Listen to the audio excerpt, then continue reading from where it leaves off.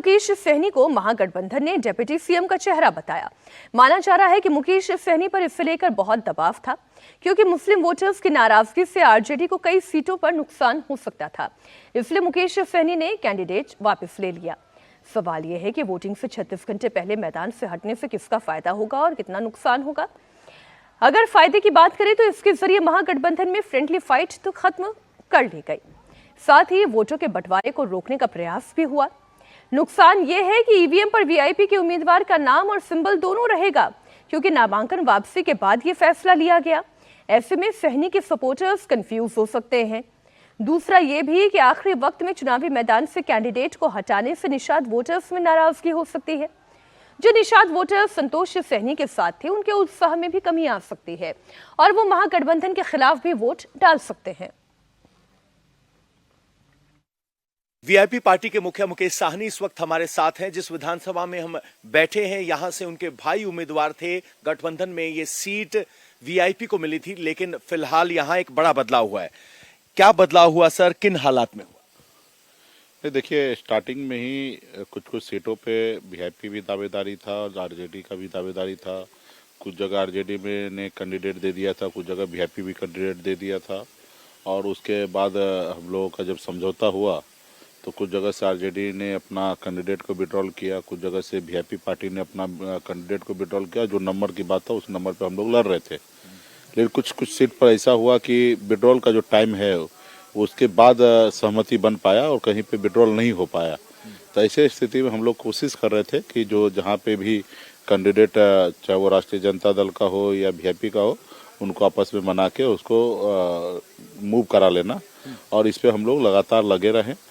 और ये उसमें वीआईपी पार्टी का अंदर में ये सीट था जहां संतोष सहनी लड़ रहे थे, और यहाँ से भी अफजल अली जो है वो राष्ट्रीय जनता दल के नॉमिनेशन कर चुके थे और वो यहाँ पे लड़ रहे थे। काफ़ी टाइम तक बात हुआ कि वो समर्थन देंगे, बट ऐसा नहीं हुआ। इसके लिए तेजस्वी जी भी काफ़ी मेहनत किए और आके संतोष जी के लिए प्रचार भी किए, लेटर भी निकाल दिया गया, उनको पार्टी से निष्कासित भी कर दिया गया।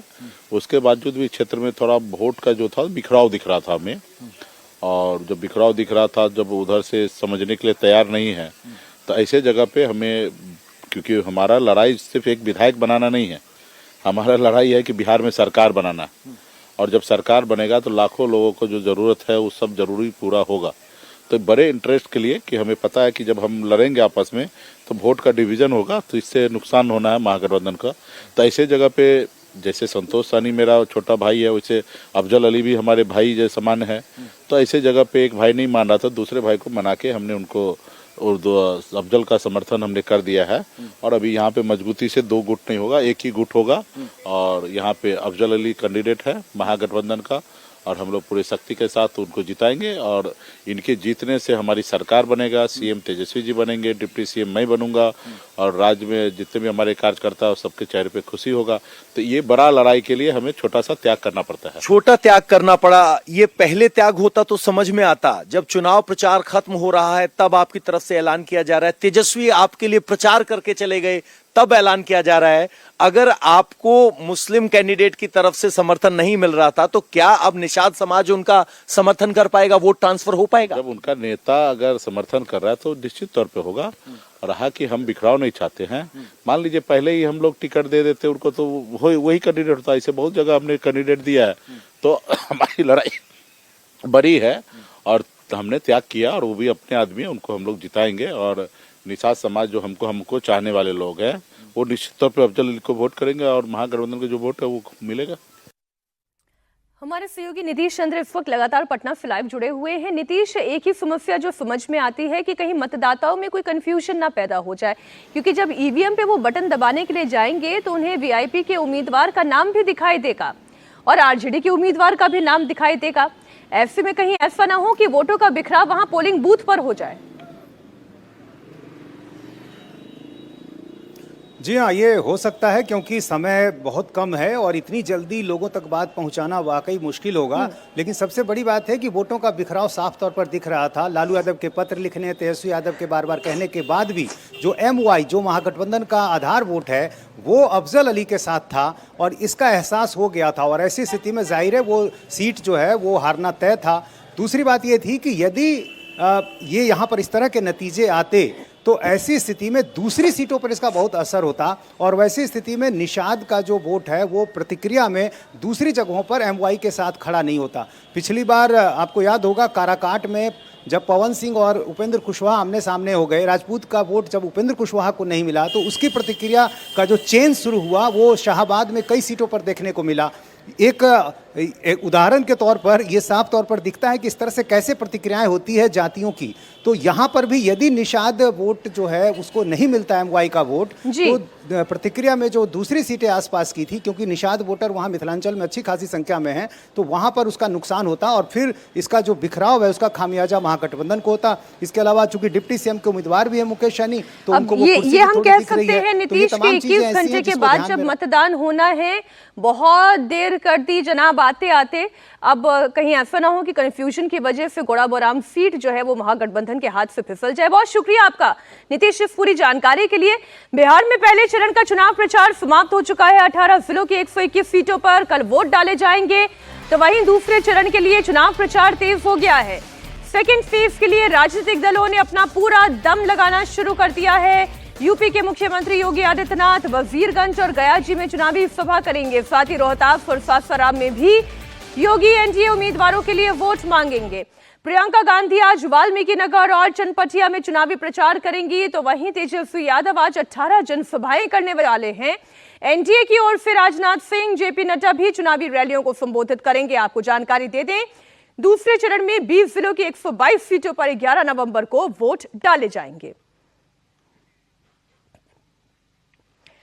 आइए अब आपको खबर देते हैं यूपी की। यूपी के मुख्यमंत्री योगी आदित्यनाथ अब से थोड़ी देर में लखनऊ में गरीब लोगों को बड़ा तोहफा देने जा रहे हैं।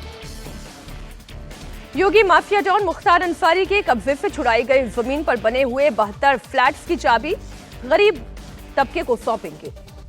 लखनऊ के पौष इलाके डालीबाग में बने हुए 72 इन फ्लैट्स का आवंटन लॉटरी के जरिए हुआ। कल ही ये लॉटरी निकाली गई। इन फ्लैट्स को आर्थिक रूप से पिछड़े हुए यानी कि economic weaker section EWF category के लोगों को दिया गया है।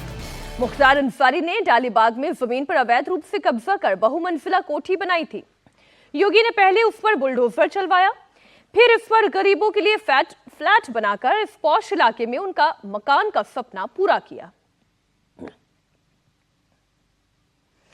सीएम योगी आदित्यनाथ लखनऊ में जिन फ्लैट्स की चाबी गरीबों को सौंपने जा रहे हैं, उनकी कीमत करीब 10,70,000 रुपए है, जबकि मार्केट में इसकी रेट इससे बहुत ज्यादा है। बाजार भाव के मुताबिक इन फ्लैट्स की कीमत करीब 35 लाख रुपए है। 36.65 वर्ग मीटर साइज वाले इन फ्लैट्स में एक बेडरूम, एक छोटा हॉल, किचन और टॉयलेट की सुविधा है। सभी फ्लैट्स के लिए दोपहिया वाहनों की पार्किंग और सिक्योरिटी की भी सुविधा है, यानी जरूरत के लगभग सभी इंतजाम है। लखनऊ विकास प्राधिकरण ने इन फ्लैट्स का निर्माण कराया है, जो पूरी तरह से बनकर तैयार है। हमारे सहयोगी रुचि कुमार लगातार इस खबर पर अपडेट देती रही हैं, हमारे साथ लाइव जुड़ गई हैं। रुचि, इकोनॉमिक वीकर सेक्शन के लिए तो ये बहुत बड़ा तोहफा है, कितनी बड़ी राहत की बात है। उनके अपने सिर पर एक छत होगी, उनकी अपनी होगी। आयोजन हो रहा है। जी हाँ, बिल्कुल बहुत बड़ी राहत की बात है, क्योंकि अगर अपना घर ना हो तो उसकी तकलीफ समझी जा सकती है। और ये बेचारे गरीब लोग हैं जिनको ये फ्लैट मिला है, और उनके लिए बहुत बड़ी बात है ये। खासतौर से इसकी जो लोकेशन है मीनाक्षी, अगर आप लखनऊ को जानती हो तो ये बिल्कुल पॉश इलाका है। हजरतगंज मुख्यमंत्री आवास बिल्कुल बगल में है, हजरतगंज बगल में है, 1090 चौराहा है वो बगल में है, गोमती नगर पास है। तो बिल्कुल जो शहर का दिल कहा जाता है उसमें ये फ्लैट बनाए गए हैं। सामने करीब 20 मीटर चौड़ी सड़क है, एक पार्क भी बनाया गया है। तो यानी जिनको ये फ्लैट अलॉट हुए हैं उनकी तो किस्मत खुल गई है, आप कह सकती हैं। करीब 8,000 लोगों ने अप्लाई किया था और लॉटरी में ये 72 फ्लैट्स अलॉट हुए हैं। ये पूरा इलाका करीब 2400 मीटर का है, जिसको मुख्तार अंसारी ने कब्जा कर रखा था। और यूपी में सिर्फ यही नहीं, करीब 600 का आशियाना मिल रहा है। रुचि, इससे ज्यादा खुशी की बात और क्या हो सकती है। बहुत शुक्रिया आपका इस पूरी जानकारी के लिए।